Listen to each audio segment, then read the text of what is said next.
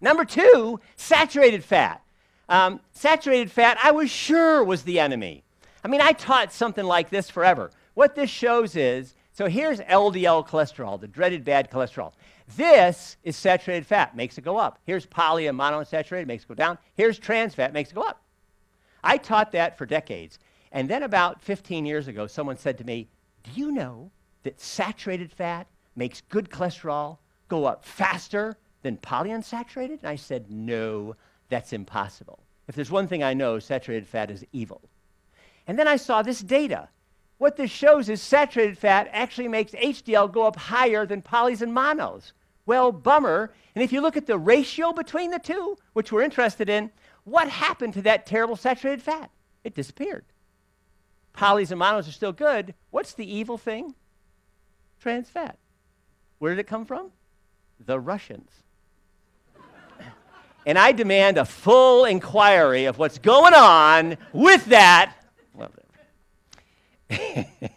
Thanks for chuckling so late in the day, in the middle of a snowstorm.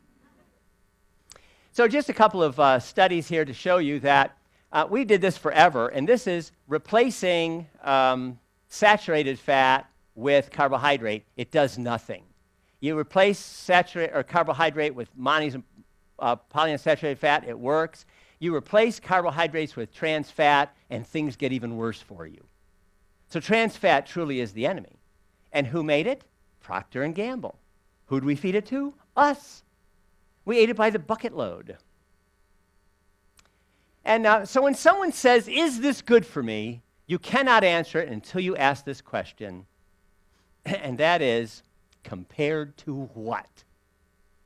Is butter good? Yes. I can guarantee you that if you eat no fat but butter all day long, every day, you will live longer if it replaces trans fat. Okay. And so coconut oil, is it good? Compared to what? It's pretty good compared to butter.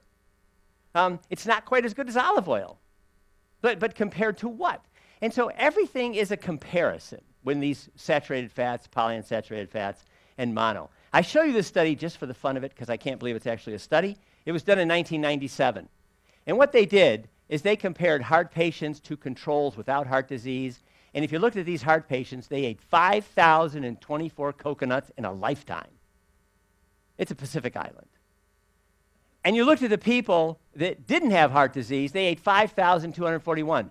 The people without heart disease ate 200 more coconuts than the people with heart disease. There you have it, it's proof. It really doesn't prove anything, but I thought it's curious. You know, we label things the enemy, and we fuss about it, and then we're wrong.